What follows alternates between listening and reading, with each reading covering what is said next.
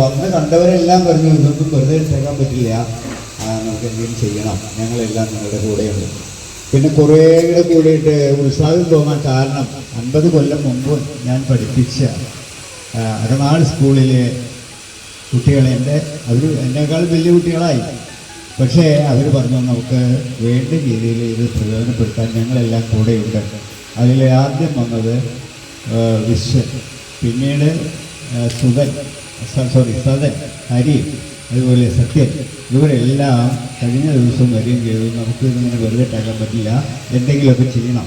അപ്പോൾ ഞാൻ പറഞ്ഞു ഒരു പണി ചെയ്യാം, നമ്മുടെ ആരാധ്യ പുരുഷനാണ് രാജാരിവർമ്മ, അദ്ദേഹത്തിന് വേണ്ടിയിട്ട് വലിയ കാര്യങ്ങളൊന്നും ചെയ്യാൻ പറ്റിയില്ലെങ്കിലും നമുക്ക് അദ്ദേഹത്തിൻ്റെ 177ാമത് ജന്മദിനമാണ് ഇല്ലേ. അപ്പോൾ അതിനെ അടിസ്ഥാനമാക്കിക്കൊണ്ട് നമുക്ക് ചെറിയൊരു ചിത്രകല ക്യാമ്പ് നടത്താം. അപ്പോൾ എത്രമാത്രം ആളുകളാണെന്നറിയാം വിളിച്ചേക്കണം. ആ വിളിച്ചതിൽ പകുതി പേരും വന്നിട്ടില്ല. അപ്പം ഞങ്ങൾ ആകെ പേടിച്ചത് കണ്ടു കഴിഞ്ഞപ്പോൾ ഈ കോമ്പൗണ്ടിൽ കൊള്ളില്ലാത്ത തരത്തിലുള്ള ആളുകൾ വന്നെത്തും കുട്ടികളെ കൊണ്ട്. കാരണം എന്തായാലും ഒരു കുട്ടി വരുമ്പോൾ രക്ഷകർത്താവ് തീർച്ചയായിട്ടും വരണം. കാരണം ഈ പുഴയും കാര്യങ്ങളൊക്കെ ഉള്ളതാണ്. കുട്ടികൾ അവർ പുഴ കാണാൻ പോകും, അതെല്ലാം പ്രശ്നങ്ങളായിട്ട്. അപ്പോൾ എങ്ങനെ പ്രശ്നങ്ങൾ ഒഴിവാക്കാം, രക്ഷകർത്താവ് മസ്റ്റായിട്ട് വരണം. അപ്പോൾ ആരെന്താണെന്നറിയോ, മൊബൈൽ നോക്കിയിരിക്കാൻ എല്ലാവർക്കും സമയമുണ്ട് അല്ലേ, കുശുപ്പ് പറയാനും സമയമുണ്ട്. പക്ഷെ സ്വന്തം കുട്ടിയുടെ കാര്യം നോക്കാൻ രക്ഷകർത്താക്കൾ നേരമില്ല. ആ നേരമില്ലായ്മ ഇന്ന് നമ്മുടെ യുവജനങ്ങളെ എവിടെ എത്തിച്ചു എന്ന് ഞാൻ പറയേണ്ട കാര്യമില്ല കേട്ടോ, ഇല്ല. അപ്പം സംഗീതം, നൃത്തം, ചിത്രകല, വാദ്യസംഗീതം, ഇത് വേണ്ട കലാപരമായിട്ടുള്ള എന്തെങ്കിലും ഏർപ്പാടുകൾ ഹോബിയായിട്ട് മതി. ആ ഹോബി ഉണ്ടെങ്കിൽ ലഹരി അന്വേഷിച്ച് പോവില്ല, മറ്റ് വേണ്ടാത്ത കൂട്ടുകെട്ടുകളിലേക്ക് പോവില്ല, ഉറപ്പ് 100%. ഇവിടെ ഞാൻ എൻ്റെ മക്കളെ 95 ആയുർവേദം പഠിക്കാൻ ഇറങ്ങിയപ്പോൾ അവരെക്കാൾ കൂടുതൽ ആയുർവേദം പഠിക്കുന്നതാണ്, ചികിത്സിക്കാനല്ല. ആ സംഗതികളെല്ലാം മനസ്സിലാക്കി കഴിഞ്ഞപ്പോൾ അതിനെ അടിസ്ഥാനമാക്കിയിട്ട് ഏതാണ്ട് 30ഓളം ചിത്രങ്ങൾ ഞാൻ വരച്ചു. പ്രപഞ്ചത്തിൻ്റെ ഉൽപ്പത്തി മുതൽ എങ്ങനെയായിരിക്കും നമ്മുടെ പ്രപഞ്ചത്തിൻ്റെ ഭൂമിയുടെ അവസാനം, അപ്പോൾ അതും വരച്ചു. അങ്ങനെ ഞാൻ പോണ്ടിശ്ശേരിയിലും കോഴിക്കോടും നാട്ടിലെ എൻ്റെ തുരുത്തിയിലും ഒക്കെ നടത്തി. പക്ഷെ ആർക്കും ഇരിക്കില്ല. കാരണം എന്നാൽ തന്നെ അവരുടെ ഉള്ളിൽ വേറെ എന്തൊക്കെയാണ്. സിനിമ വന്നു കഴിഞ്ഞിട്ടുണ്ടെങ്കിൽ ആ സിനിമയ്ക്ക് ഒരു 2ാം സിനിമ ഉണ്ടാക്കാനുള്ള പുറപ്പാടിലാണ് ആളുകൾ. അപ്പോൾ അങ്ങനെ വന്നു കഴിഞ്ഞപ്പോൾ ടു ലേൺ സംതിങ് അബൌട്ട് ആയുർവേദം. ഇന്ന് ഏറ്റവും വലിയ വിഷയം എന്താണെന്നറിയോ, ഏറ്റവും വലിയ വിഷയം ജീവിതശൈലി രോഗങ്ങളാണ്. ഈ എന്തൊക്കെയാണ് വെട്ടിവെടുക്കുന്നതെന്ന് വിടുന്നവനറിയാൻ പാടില്ല. നിങ്ങൾ ഒരു കാര്യം മനസ്സിലാക്കുക, ഞാൻ അത് എൻ്റെ ചിത്രങ്ങളിലൂടെ സമർത്ഥിച്ചതാണ്. മാതൃഭൂമിയിലും മനോരമയിലും എല്ലാം വന്നാണ്. വിരുദ്ധാഹാരം എന്താണ്, സ്റ്റെപ്സ് ടു ക്യാൻസർ. ക്യാൻസറുള്ളൂ, പ്രമേഹമുള്ളൂ, വേറെ ഒരു മണ്ണാങ്കട്ടയില്ല ഇപ്പോൾ ആർക്കും. എല്ലാം ഒരു തൂവൽ പോലെയാണ് ഈ രോഗങ്ങൾ. അപ്പോൾ അതിൻ്റെ കാര്യങ്ങൾ ബോധ്യപ്പെടുത്താൻ വേണ്ടിയിട്ട് ചെയ്തതാണ്. അപ്പം ഞങ്ങൾക്ക് അധ്യാപകർക്ക് ഒരു പണിയുണ്ട്, എന്ത് പഠിപ്പിക്കുന്നതിലും ഒരു ചാർട്ട് അല്ലെങ്കിൽ ഒരു ചിത്രം. അപ്പം അങ്ങനെയാണ് ഞാൻ ഈ ആളുകളെ മനസ്സിലാക്കേണ്ട വസ്തുതകൾ ചിത്രങ്ങളിലേക്ക് തിരിയുന്നത്. അപ്പോൾ ഫേസ്ബുക്കിലൊക്കെ സജീവമായിട്ടുണ്ട്. അപ്പോൾ എല്ലാവരും പറഞ്ഞു ഇതൊരു പുസ്തകമാകും, അത് നടപടികളെയല്ല. അപ്പോൾ എന്തായാലും തന്നെ ആ സംഗതികളെല്ലാം ചിത്രങ്ങളായിട്ട് ഞാനിവിടെ പ്രദർശിപ്പിക്കുന്നുണ്ട്. അപ്പോൾ ആർക്കെങ്കിലും ഉപയോഗപ്പെടുമെങ്കിൽ ഞാൻ ഒറ്റ കാര്യം പറയാം, മുറിവെണ്ണ എല്ലാവർക്കും നല്ലതെന്നറിയാം, എല്ലാ വീട്ടിലുമുണ്ട്. പക്ഷെ അത് ഉണ്ടാക്കുന്നത് എങ്ങനെയാണെന്നറിയാൻ പാടില്ല. അപ്പോൾ അതുണ്ട്. ത്രിഫല എന്താണ്, ത്രികടു എന്താണ്, വിഷമൂലം എന്താണ്, കഷായം എന്താണ്, ഇതൊന്നും ആർക്കും അറിയാൻ പാടില്ല. IAS ചോദിച്ചു കഴിഞ്ഞാൽ അറിയാൻ പാടില്ല. ഇനി ഞാൻ കൊച്ചാക്കി സംസാരിക്കുന്നതല്ല. ചിത്രകലാ സാമ്രാട്ടുകളുണ്ട്, സംഗീത ചക്രവർത്തിമാരുണ്ട്. ഞാൻ എന്ന് പറയണോ എങ്ങനെയാണ് ഈ സംഗീതം ചിട്ടപ്പെടുത്തിയിരിക്കുന്നത്, എന്തിനെ അടിസ്ഥാനമാക്കിയിട്ടാണ്? അതിൻ്റെ അടിസ്ഥാനം ചിത്രകലാ സിദ്ധാന്തമാണ്. 7 നിറങ്ങളാണ്, 7 രസങ്ങൾ, 7 നിറങ്ങളാണ്, 7 സ്വരങ്ങൾ. അപ്പം ഇങ്ങനെ ഒത്തിരി കാര്യങ്ങൾ ചിത്രകലയുമായിട്ട് ബന്ധപ്പെട്ട് സർവ്വം ചിത്രകലയാണ്. സർവ്വതും ചിത്രകലയുടെ തത്വങ്ങൾ തന്നെയാണ് സംഗീതത്തിന് അടിസ്ഥാനം, നാട്യത്തിന് അടിസ്ഥാനം അത് തന്നെയാണ്. ആ നാട്ടിൽ എന്ന് പറഞ്ഞു കഴിഞ്ഞാൽ ഇതായിട്ട് രസങ്ങളാണല്ലോ മുഖത്ത്. ഈ നവരസങ്ങൾ 6 കൂട്ടം ഉപ്പ്, പുളി, മധുരം, കൈപ്പറ്റ, ഉറപ്പ്, എരിവ്, ഈ സാധനങ്ങൾ ഒരു കൊച്ചുകുട്ടിയുടെ വായിലങ്ങ് തേച്ച് കൊടുക്കുക. ഒന്നും അറിയാൻ പാടില്ല. അവൻ്റെ മുഖത്ത് നവരസങ്ങളുണ്ടാവും. സംശയം ഉണ്ടാവും. ആർക്കെങ്കിലും ഉണ്ടെങ്കിൽ എതിർക്കാൻ വരാം. പറഞ്ഞില്ലേ? അപ്പോൾ മധുരവും ഉപ്പും കൂടെ ചേർത്താൽ അവൻ്റെ മുഖത്തുണ്ടാകുന്ന ലാസ്യരസമാണ്. മധുരം തേച്ച് കൊടുത്തി അവൻ്റെ ശൃംഗാരം വരും.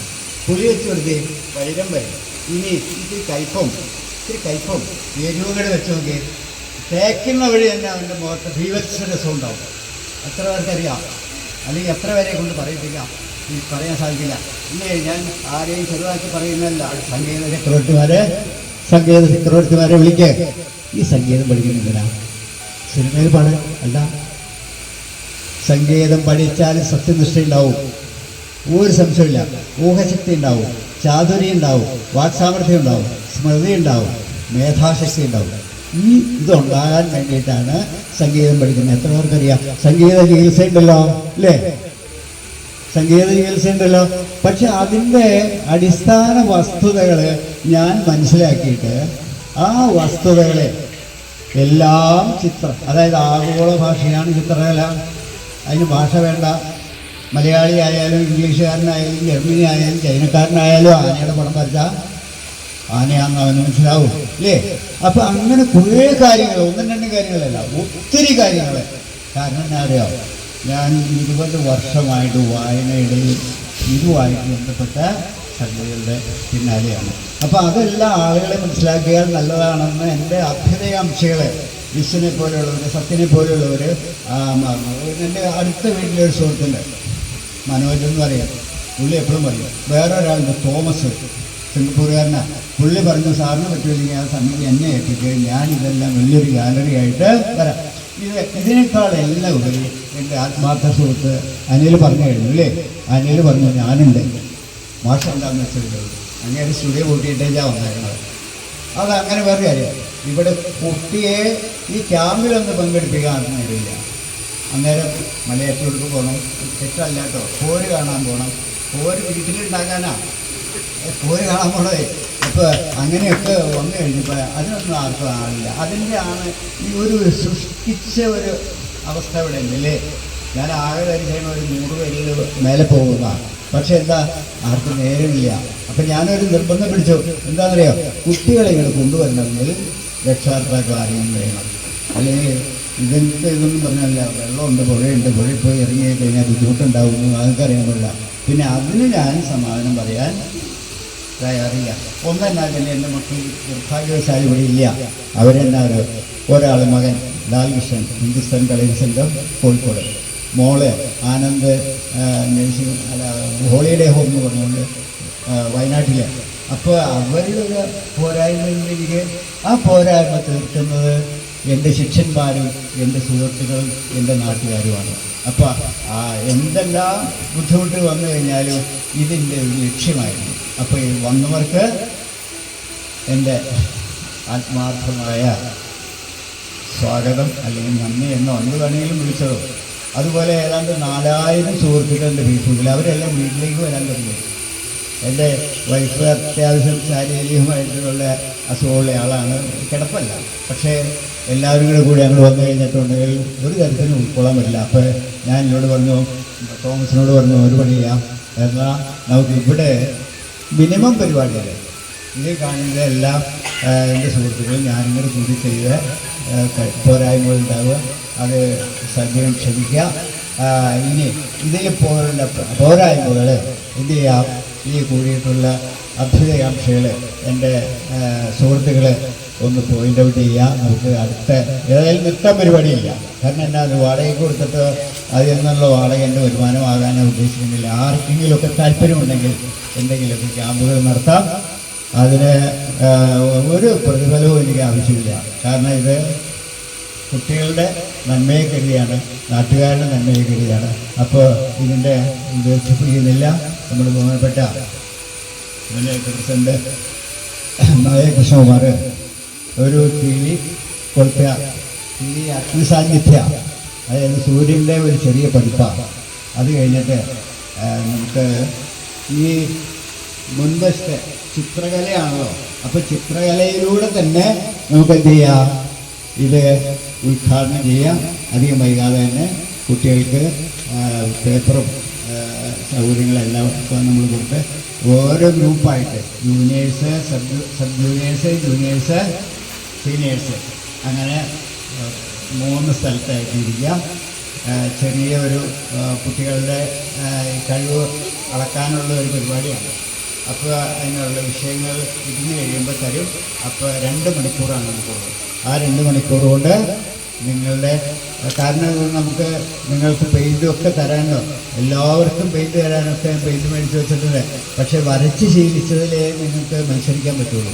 പെൻസിലുള്ളവർ പെൻസിലിൽ വരയ്ക്കുക, ക്രയോണുള്ളവർ ക്രയോണിൽ വരയ്ക്കുക, വാട്ടർ കളറുള്ളവർ വാട്ടർ കളർ. അപ്പോൾ അതിൽ പങ്കെടുക്കുന്ന എല്ലാവർക്കും 3 ഗ്രൂപ്പിൽ നിന്ന് 3 സമ്മാനം, ഫസ്റ്റ്, സെക്കൻഡ്, തേർഡ്. പിന്നെ ഇതിൽ പങ്കെടുക്കുന്ന എല്ലാവർക്കും പാർട്ടിസിപ്പേഷൻ സർട്ടിഫിക്കറ്റ്, കളർ ബോക്സ്. അപ്പോൾ എൻ്റെ മിനിമം സൗകര്യത്തിൽ നിന്ന് എൻ്റെ ചില സുഹൃത്തുക്കളൊക്കെ എന്ത് വേണമെങ്കിലും ചെയ്യാൻ തയ്യാറുണ്ട്. പക്ഷേ ഇന്ന് ഞാനൊരു ബിസിനസ്സായിട്ട് കാണാൻ ഉദ്ദേശിക്കുന്നില്ല. അപ്പോൾ എന്താണെന്ന് വെച്ചിട്ടുണ്ടെങ്കിൽ പോരായ്മകൾ നിങ്ങൾക്ക് ചൂണ്ടിക്കാണിക്കാം. ഇനിയും ഇതുപോലുള്ള പരിപാടികൾ ആർക്കെങ്കിലും ചെയ്യണമെങ്കിൽ ചെയ്യാം. ഞങ്ങളും ഇതിനെക്കുറിച്ച് ആലോചിക്കാം. പിന്നെ ഒരു ഫുൾ ടൈം പഠന ക്ലാസ് വയ്ക്കാൻ എനിക്ക് സാങ്കേതികമായിട്ട് ചില ബുദ്ധിമുട്ടുകളുണ്ട്. അപ്പോൾ എനിക്ക് എൻ്റെ സ്നേഹത്തിൻ്റെ ഭാഷയിൽ എല്ലാവർക്കും നന്ദിയും പറയുകയാണ്. അടുത്തായിട്ട് ഇതിൻ്റെ ഔദ്യോഗികമായിട്ടുള്ള ചെറിയ ഉദ്ഘാടനം എല്ലാത്തിനും വേണമല്ലോ. ഈശ്വര പ്രാർത്ഥന ഗംഭീരമായിരുന്നു കേട്ടോ. അപ്പോൾ മായ കൃഷ്ണകുമാറിന് ഞാൻ ആ കർമ്മത്തിൽ ക്ഷണിക്കുകയാണ്. ആദ്യം കൊടുക്കുക, അതിനുശേഷം ഇത്തിരി ചായ അവിടെ അവരും ആർട്ടിസ്റ്റാവട്ടെ. ഇപ്പോൾ കർണനാഥ പരമഹംസരുടെ ആശ്രമത്തിലെ കിഴക്കേ വാതിലൂടെ കയറി പടിഞ്ഞാറേ വാതിലൂടെ പുറത്ത് കിടന്നപ്പോൾ അവർ വിവേകാനന്ദനായെന്നാ പറയാം. അപ്പോൾ ഇതൊക്കെ കഴിഞ്ഞ് ഇങ്ങനെ കണ്ട് മരിച്ചുമ്പോൾ ചിത്രകാരിയായിട്ട് വേണം പോകാം.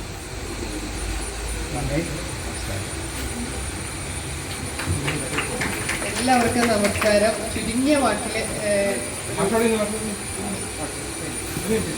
ഇവിടെ മാഷ ഉൾപ്പെടെ പ്രിയമുള്ള കുഞ്ഞുങ്ങളെ, നമുക്കറിയാം ഒരു 2 ആഴ്ച മുമ്പാണ് ഇതുപോലെ നമ്മൾ ഇതിനെ ഒരു ആർട്ട് ഗ്യാലറി ആക്കി അതിൻ്റെ ഉദ്ഘാടനത്തിന് ഞങ്ങളെല്ലാവരും ഇവിടെ വളരെ സന്തോഷപൂർവ്വം ജില്ലാ പഞ്ചായത്ത് പ്രസിഡന്റ് ഉൾപ്പെടെയുള്ള പല വിശിഷ്ട വ്യക്തികളും പങ്കെടുത്ത് ഇതിൻ്റെ ഉദ്ഘാടനം നടത്തി.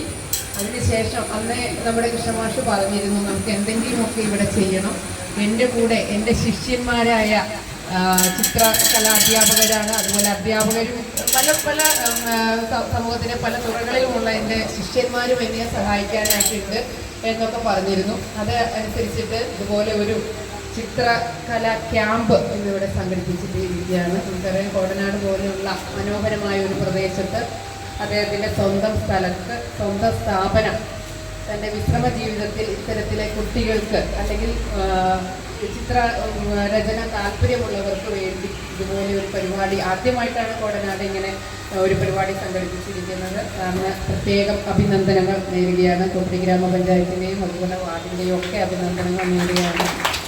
നമ്മുടെ കോടനാട് നിന്ന് മാത്രമല്ല പല ഭാഗത്തു നിന്നുള്ള കുട്ടികൾ ഇവിടെ എത്തിയിട്ടുണ്ട്. നിർബന്ധമായും പേരൻസ് കൂടെ ഉണ്ടാവണം എന്ന് സാറ് പറഞ്ഞതുകൊണ്ടാണ് കുട്ടികളുടെ എണ്ണം കുറഞ്ഞതെന്നാണ് എനിക്ക് തോന്നുന്നത്. കാരണം കുട്ടികളെ ഇങ്ങോട്ട് വിട്ടിട്ട് പോയിക്കോ, വൈകിട്ട് വിളിക്കാൻ വന്നാൽ മതിയായിരുന്നെങ്കിൽ ഇഷ്ടം പോലെ കുട്ടികൾ ഇവിടെ ഉണ്ടായിരുന്നേനെ.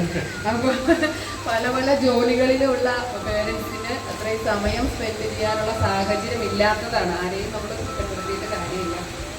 അപ്പോൾ എന്തായാലും ഇവിടെ എത്തിയ ഈ കുട്ടികൾക്ക് മധ്യവേനൽ അവധിക്കാലം മനോഹരമായി ചിലവഴിക്കാനുള്ള ഒരു ദിവസം നിങ്ങൾക്ക് സ്കൂൾ തുറക്കുമ്പോൾ സ്കൂളിൽ ചെന്ന് പറയാം, സ്റ്റുഡൻസ് നിങ്ങളുടെ ഫ്രണ്ട്സൊക്കെ ആയിട്ട് പറയാവുന്ന ഒരു ദിവസം നിങ്ങളുടെ ജീവിതത്തിൽ തന്നെ ഈ മധ്യവേനൽ അവധിയിലെ ഒരു ഓർമ്മപ്പെടുത്തുന്ന ഒരു മെമ്മറബിൾ ഡേ ആയിട്ട് ഇന്ന് മാറട്ടെ. നിങ്ങൾക്ക് ഓരോ വിഷയങ്ങൾ, ഓരോ ആശയങ്ങളൊക്കെ മാഷ് തരും. അതനുസരിച്ചിട്ട് നിങ്ങളുടെ പേപ്പറും പെയിൻറ്റും ഒക്കെ ഇവിടെ കൊണ്ടുവന്നിട്ട് സാറ് തരും. നിങ്ങൾക്ക് അത് വെച്ചിട്ട് നിങ്ങൾക്ക് നിങ്ങളുടെ ഭാവന കൂടി കൂട്ടിയിണക്കിക്കൊണ്ട് നമ്മുടെ ചിത്രകലയുടെ ചക്രവർത്തി രാജ രവിവർമ്മയുടെ ജന്മദിനത്തിൽ തന്നെ ഇതുപോലെ ഒരു ആർട്ട് ഗാലറിയുടെ മുറ്റത്ത് ഇതുപോലെ ഒരു എന്താ പറയുക, സാറിനെ പോലെ ഒരാളുടെ ശിക്ഷണത്തിൽ നിങ്ങൾക്ക് ഇതുപോലെ ഒരു ഒരു ക്യാമ്പ് സംഘടിപ്പിക്കാൻ കഴിഞ്ഞു, പങ്കെടുക്കാൻ കഴിഞ്ഞു. എല്ലാവർക്കും ഇവിടെ പങ്കെടുത്ത മുഴുവൻ കുട്ടികൾക്കും അഭിനന്ദനങ്ങൾ നേരുന്നു. അതുപോലെ തന്നെ ഈ ക്യാമ്പിനും എല്ലാവിധ ആശംസകളും അഭിനന്ദനങ്ങളും നേർന്നുകൊണ്ട് ഇത് ഉദ്ഘാടനം ചെയ്തതായി പ്രഖ്യാപിക്കുന്നു. നന്ദി.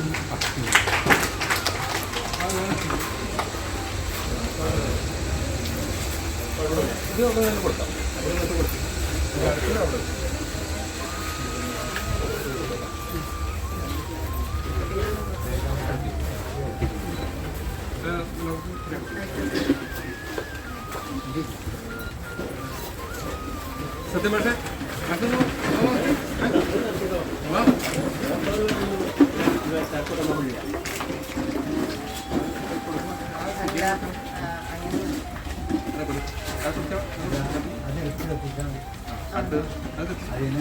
ക്ലോക്ക് വൈസിൽ എടുത്തോ. അല്ല ചെന്തന്നെ കത്തിക്കാം.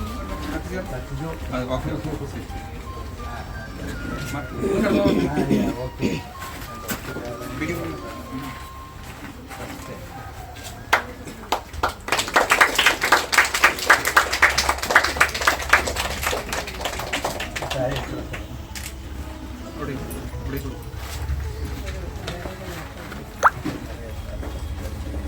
അതിലേക്ക് കത്തിച്ചോ.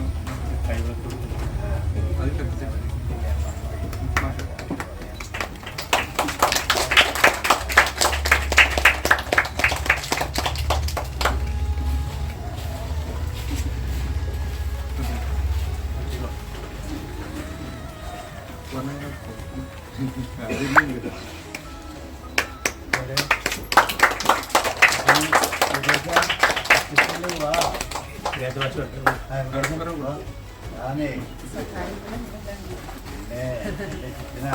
എന്നെക്കാളും വിദ്യാലയം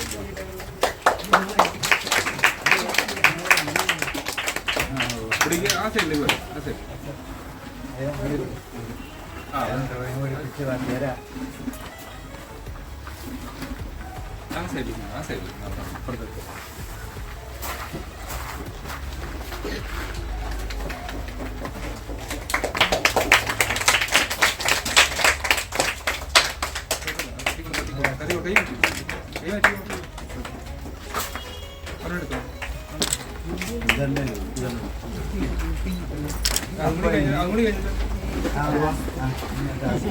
എനിക്കുള്ള ടാസ്ക്കാണ്.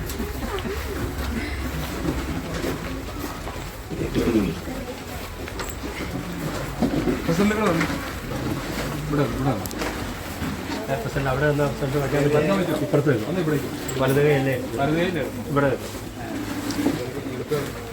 അതെ വലത് കൈ ശരിക്കും ഉദ്ഘാടനം ഇതായിട്ടല്ലേ എടുക്കുന്നത്. ഇത് എല്ലാവരും ചിത്രകാരിയും ചിത്രകാരനും ആക്കിയിട്ട് ഞാൻ വിടുകയാണ്. ഒരു മിനിറ്റ് മനുഷ്യരുമായിട്ട് ഇവിടെ കിടന്നോളൂ. നോക്കി കളിക്കാം. ഹരി ഇച്ചിരി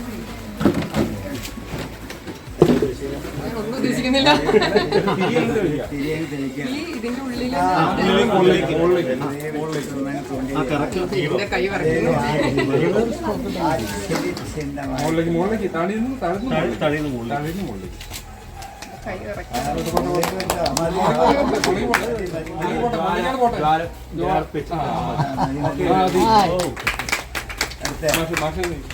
മാഷതൊന്ന് പൂർത്തീകരിച്ച് ആളി കത്തണ മാതിരിയായിട്ടുണ്ട്.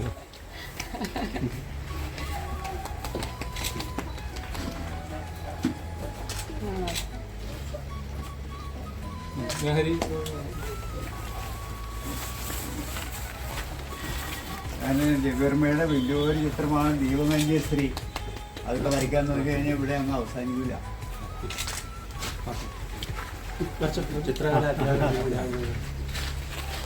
സൈഡിലേക്ക് അല്പം സൈഡിലേക്ക് ഫോട്ടോ.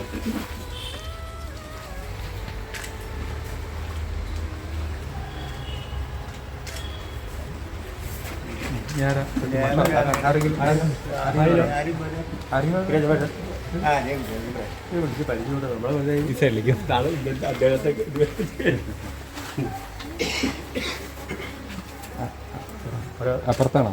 അവിടെ ഫ്രണ്ടിലുണ്ട്. ഓക്കെ നന്നായി. അദ്ദേഹം സംസാരിക്കണമെങ്കിൽ എല്ലാവരും ചുരുക്കി സംസാരിച്ചോ. ചുരുക്കി സംസാരിച്ചോ. പക്ഷേ ആ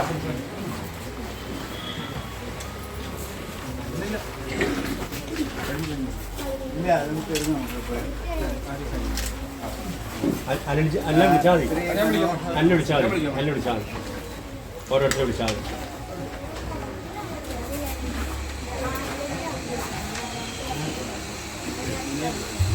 ഹലോ, നമ്മുടെ ഈ പരിപാടിക്ക് ആശംസ അറിയിച്ചുകൊണ്ട് ശ്രീ ഹരികുമാർ പൂപ്പടി ഒരു കുറഞ്ഞ വാക്കിൽ, നമുക്കിനി സമയമില്ല, അതുകൊണ്ട് എത്രയും പെട്ടെന്ന് തീർക്കേണ്ടതുകൊണ്ട് മത്സരം തുടങ്ങാൻ സമയമായി. അപ്പോൾ ആശംസ അറിയിക്കാൻ ഹരികുമാറിന് ക്ഷണിക്കുന്നു.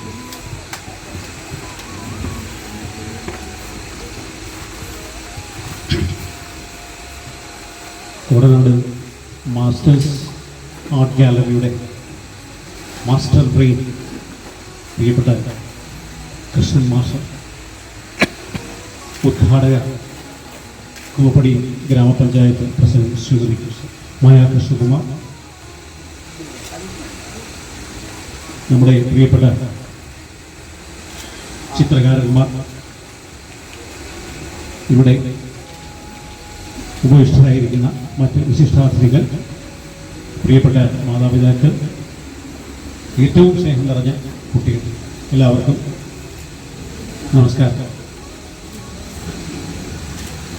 ആശംസ നേരുക എന്ന് പറയുന്ന ഒരു കർത്തവ്യമാണ് മുന്നിലേക്ക് ഏൽപ്പിച്ചിരിക്കുന്നത്.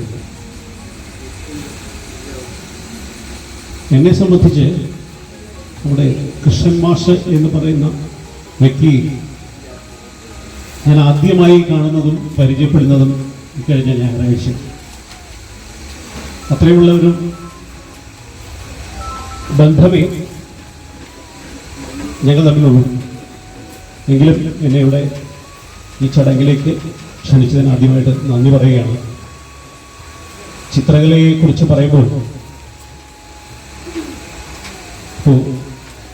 ഭാരതീയ ചിത്രകലയുടെ എക്കാലത്തെയും നിറസാന്നിധ്യമായ രാജാ രവിവർമ്മ അത് ഈ പെരിയാറിന്റെ തീരത്ത് തന്നെ വെച്ചത് നടക്കുമ്പോൾ ഒരു പ്രത്യേകത കൂടിയുണ്ട്.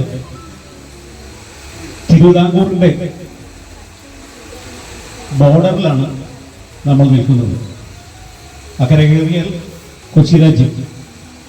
അപ്പൊ തിരുവിതാംകൂർ മഹാരാജ്യത്ത് കിളിമാനൂർ കൊട്ടാരത്തിൽ നിന്നും ജനിച്ചു വീണ് ഏകദേശം 54 വർഷക്കാലം, 54ആണോ 56ആണോ എന്ന് കൃത്യമായിട്ട് 58 വർഷക്കാലം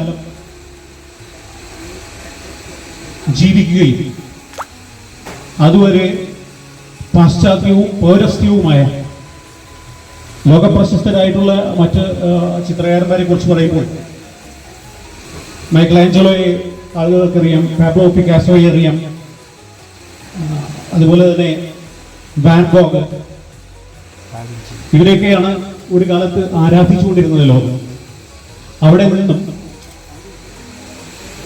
ആധുനിക കാലഘട്ടത്തിലേക്ക് എത്തിയപ്പോൾ ആ മാറ്റത്തിലെ വലിയൊരു വെളിച്ചമായി ചിത്രകലാരംഗത്തേക്ക് ഭാരതത്തെ കൊണ്ട് അതിൻ്റെ ഏറ്റവും വലിയ ഉത്തുംഗത്തിലേക്ക് എത്തിച്ച ഒരു മഹാപ്രതിഭയായിരുന്നു രാജാ രവിവർമ്മ.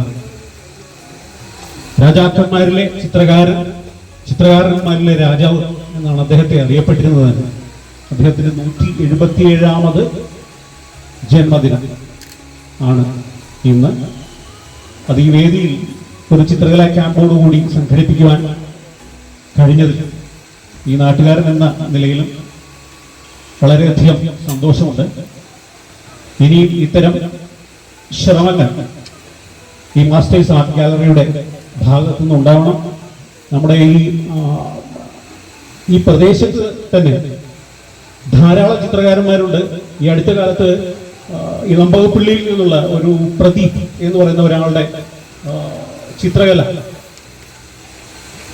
അദ്ദേഹത്തിന്റെ ചിത്ര പ്രദർശനം കടലും കടന്ന് യൂറോപ്യൻ രാഷ്ട്രങ്ങളിലേക്ക് പോവുകയുണ്ടായി. അധികമാരും അത് അറിഞ്ഞിട്ടില്ല. അപ്പൊ അത്രയും വലിയ ചിത്രകാരന്മാരുടെ ഒരു നാട്ടിൽ എളിയ ഒരു മനുഷ്യനായി അദ്ദേഹത്തെ കുറിച്ച്